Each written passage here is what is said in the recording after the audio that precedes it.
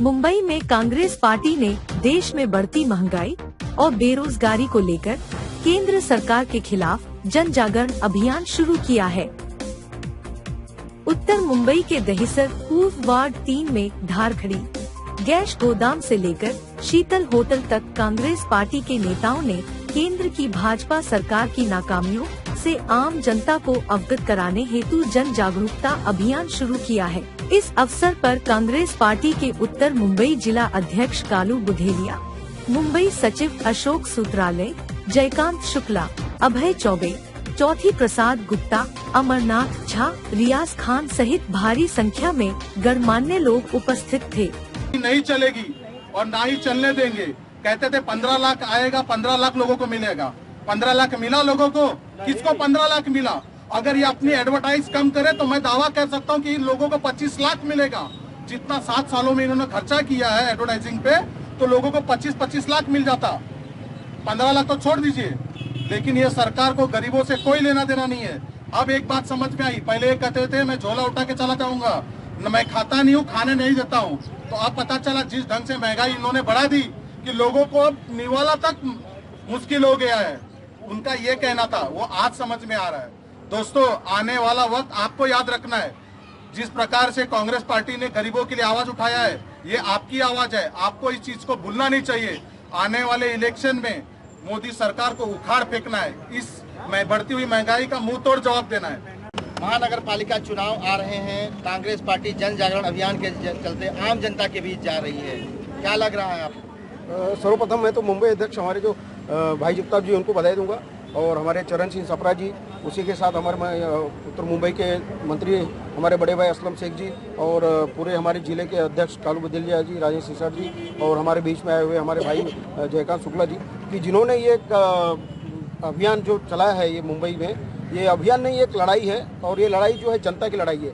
आज जनता त्रस्त है, सभी जगह हर तरह से महंगाई है। आप भी जानते हो, हम भी जानते हैं। एक छोटा गरीब आदमी हो, चाहे बड़ा व्यापारी हो, आज जानता है कि पेट्रोल, डीजल और ट्रांसपोर्ट से लेकर सारी व्यवस्था चरमरा गई है, भाव बढ़ गए हैं। और इसको, ये भाव जो बढ़े हैं, इसको केंद्र सरकार के नज़र में नहीं आ रहा है। तो हमारे अध्यक्ष जी ने, भाई जगताप जी ने कहा कि जनता खुद ये लड़ाई लड़ नहीं सकती, इसलिए जनता की अगुवाई हमेशा की है तो कांग्रेस पक्ष ने किया, और कांग्रेस पार्टी के नेताओं ने हमेशा जनता के विचार को हमेशा आगे रखा है। तो एक लड़ाई जो है जनता की लड़ाई है, जिसको लेकर हम लोग हर गली, हर शहर और कस्बे तक जा रहे हैं, और इसमें पक्का है कि यशस्वी होंगे। और जनता के दिमाग में ये बात आएगी कि सही में महंगाई है, और इस महंगाई की वजह क्या है, और पिछले 7 सालों में जो महंगाई आई है, इतनी महंगाई नहीं थी। तो कांग्रेस की सरकार और उसके तुलना में भारतीय जनता पार्टी या जो भी सरकारें हैं उनको रख कर तुलना करेगी, तो पक्का है कि इसका फायदा कहीं न कहीं पार्टी और पार्टी के कार्यकर्ताओं, नेताओं को मिलेगा, और जिसका मैं अभिनंदन करता हूँ, स्वागत करता हूँ।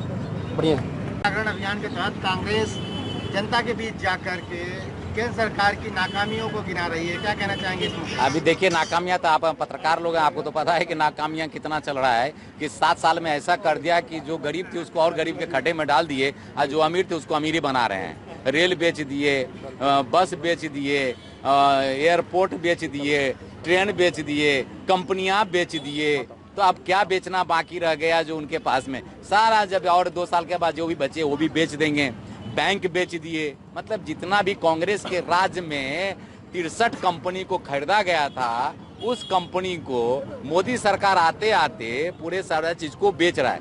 हम विकास की ओर जा रहे थे, और मोदी, भारतीय जनता पार्टी के सरकार वो विकास के लेकर के वो अब के बदले डाउन में कर डाले। बड़ी दुर्भाग्यपूर्ण है कि वो इस तरह से भाषण दिए कि हमारे गरीब भाई बहन जो थे उनके विश्वास में आ गए, और इतने झूठ बोलते हैं, इतना झूठ बोलते हैं कि झूठ भी शर्मा करके अपना रास्ता बदल देता है। हमारा एक ही चीज का बात है कि जो भारतीय जनता पार्टी का जो सरकार है, कब तक झूठ बोलोगे, कब तक लोगों को गुमराह करोगे? लोग झूठ से परेशान है, और सत्य एक ही पार्टी है, वो है कांग्रेस पार्टी, जो सत्य की लड़ाई लड़ती है। सत्य की थोड़ी सी तकलीफ तो देती है, लेकिन आखिर में जीत सत्य की होती है। इसलिए आने वाले दिन में कांग्रेस सत्य की विजय पा करके फिर से केंद्र सरकार में बैठेगी, राज्य सरकार में बैठेगी, महानगर पालिका में बैठेगी, नगर पालिका में बैठेगी, ग्राम पंचायत में बैठेगी। हर जगह फिर आप देखिएगा कि उनका सत्य जो है देर सही लेकिन तंदुरुस्त होके आती है। ये हमारा विचार है। और आप मीडिया वाले से एक ही बात कहेंगे, कभी गरीब का भी इंटरव्यू लिया करो, मोदी मीडिया को कम से कम दूर तो क्या करो। बाकी हम आप लोगों को क्या बताएं, और अगर कुछ प्रश्न पूछना है तो बोलिए। निकाले गली गली में क्या इलेक्शन का माहौल है, क्या लगता है हमने रैली निकाला है जो, तो लोगों को जागरण कर रहा हूं कि देखिए कि गरीबी की मार आपके पर कितना गिर रहा है, आप किस तरह से झेल रहे हो।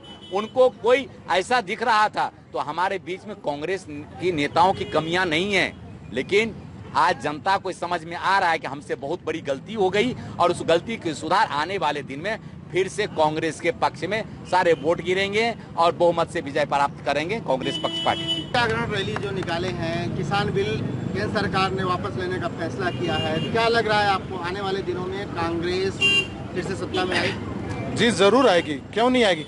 किसानों के साथ में कांग्रेस सदैव रही है। ये सरकार क्या कर रही थी, जिस वक्त किसान रास्ते पे उतरा तो किसानों को कुचलने का काम किया, जबकि वो किसान शांतिपूर्ण आंदोलन कर रहे थे और कांग्रेस किसानों के हक की लड़ाई लड़ रही थी। तो दोस्तों आप देखेंगे आने वाला समय यह कांग्रेस का ही होगा, क्योंकि जनता अब इस सरकार से तंग आ चुकी है और कहीं न कहीं सरकार को उखाड़ फेंकेगी। महंगाई देखिए, कोरोना काल चल रहा है, जहां कहां एक समय 2 करोड़ नौकरियां के वादा कर रहे थे और आज 50 लाख लोगों की नौकरियां जा चुकी हैं। कहां देने की बात कर रहे थे, कहां नौकरियां छीन ली, कहां महंगाई कम करने की बात कर रहे थे, कहां महंगाई बढ़ गई। तो किस हिसाब से यह सरकार जीतेगी, भविष्य ही नजर नहीं आ रहा है। जन जागरण अभियान से कांग्रेस को कितना फायदा हो रहा है? बहुत ज्यादा फायदा हुआ। जनता की आवाज उठाकर जनता के बीच कांग्रेस जाने का काम कर रही है, तो अवश्य ही इसका अधिक फायदा मिलेगा। धन्यवाद। निरीक्षक है ना। शुक्ला जी क्या कहेंगे, आज के यहाँ पे जन जागरण अभियान में आप भी शामिल हुए हैं, वार्ड नंबर 3। आप जैसे देखे हैं कि हमारे एक वक्ता ने अभी ये बताया भी कि गोदी मीडिया से आप लोग का हट करके गरीबों का इंटरव्यू लीजिए। हम बोलते गरीबों का इंटरव्यू आप ले या ना ले, गरीबों की बात प्रशासन तक, सरकार तक पहुंचनी चाहिए, भले अनसुनी करे।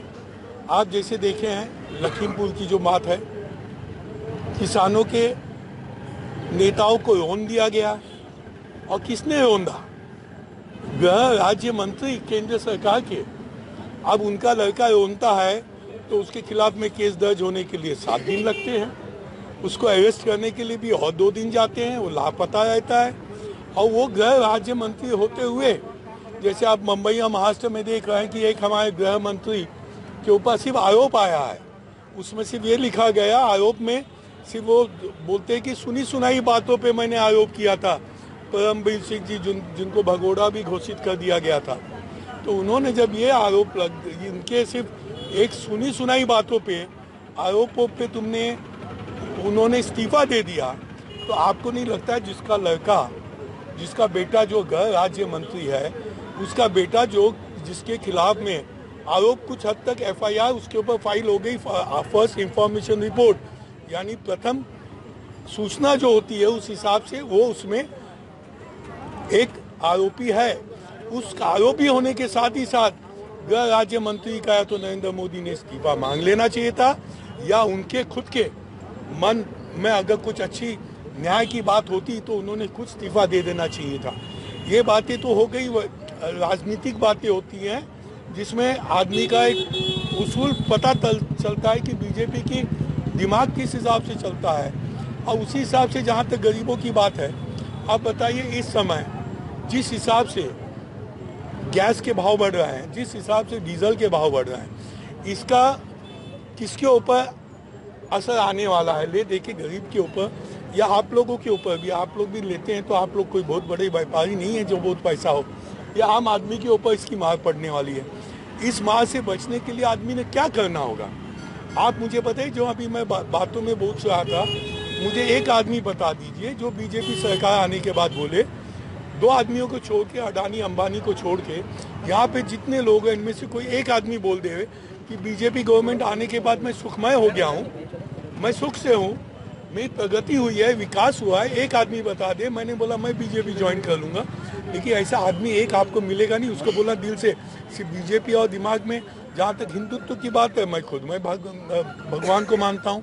मैं ये बोला कि राम मंदिर के पैसे से, जो पैसा हमने दिया है, आम आदमी ने दिया है राम मंदिर के लिए, उस पैसे का आपने गैर उपयोग करना किस किस्म से लाजमी है? मैं बोलता हिंदू होने के नाते मेरे को इस बात का दुख है हिंदू होने के नाते, गरीब होने के नाते मेरे पास चूल्हा नहीं, सब्जी महंगी, सब महंगा, वो दुख है।